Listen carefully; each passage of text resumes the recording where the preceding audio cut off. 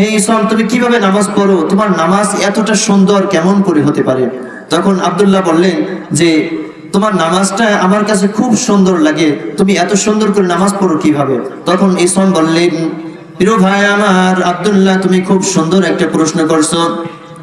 ইসলাম বললেন, আমি যখন নামাজে দাঁড়াই, নামাজের শুরুতে প্রথম 2টা ওযু করি। স্বাভাবিকভাবে তোমরা তো একটা ওযু করো, একটা ওযু করার পরে তোমরা নামাজে দাঁড়িয়ে যাও, আর আমি 2টা ওযু করি। তখন আব্দুল্লাহ প্রশ্ন করলেন, 2টা ওযু কেমন করে হয়?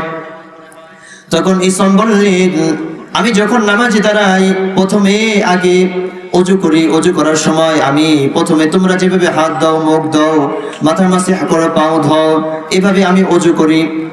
কিন্তু আরেকটা ওযু করি, আমি তওবার ওযু করি। যখন আমি মুখ ধুই তখন আমি এই নিয়ত করি যে ওগো আল্লাহ, এই মুখ দিয়ে যত ফাহিশা কথা বের হয়েছে, যত গুনার কথা বের হয়েছে, আপনার কাছে খাঁটি তওবা করলাম, আর জীবনে এরকম কোনো গুনাহ করব না, এরকম ফাহিশা কোনো কথা বলবো না, এরকম অশ্লীলতা কোনো কথা বলবো না। এরপরে আমি যখন চোখ ধুই আবার চোখের জন্য তওবা করি, হাতের জন্য তওবা করি, তওবার একটা ওযু করে ফেলি। আর যখন আমি নামাজে দাঁড়াই, নামাজে দাঁড়ানোর সময় এরকম ভাবি, এরকম একটা চিন্তা ভাবনা নিয়ে আসি। দেখেন, আমাদের লাইফে আমাদের নামাজ পড়তে হলে আমাদেরকে এরকম চিন্তা করা উচিত। আমাদের নামাজের ভিতর মনোযোগ বসে না। নামাজের ভিতর আমরা দোকানের হিসাব করি, আমরা আমাদের জমিনের হিসাব করি, আমাদের প্রতিষ্ঠানের হিসাব করি নামাজের ভিতরে, আর নামাজের কোনো মনোযোগ থাকে না। নামাজের মনোযোগ এরকম ভাবেই আনতে হবে। দেখেন ইসলাম কি সুন্দর করে মনোযোগ আনছিলেন।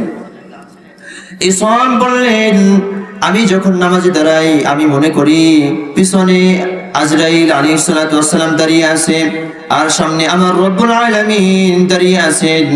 ডাইনে আমার জান্নাত, বামে আমার জাহান্নাম, আর নিচে জাহান্নাম, নিচে আছে পুলসিরাত, পুলসিরাতের উপর আমি দাঁড়িয়ে আছি। আমি যদি বামে চলে যাই তাহলে আমি জাহান্নামের মধ্যে পড়ে যাব, আর যদি পিছনে পড়ে যাই, মনোযোগ যদি ছুটে যায়, তাহলে আজরাইল আমাকে গ্রাস করে নেবে। আর যদি আমি সামনের দিকে নজর রাখি আর মনোযোগটা যদি ধরে রাখি, তাহলে আল্লাহ রাব্বুল আলামিন আমাকে দেখছেন, এবং আমি আল্লাহ রাব্বুল আলামিনের সামনে দাঁড়িয়ে ইবাদত করতেছি, নামাজ পড়তেছি।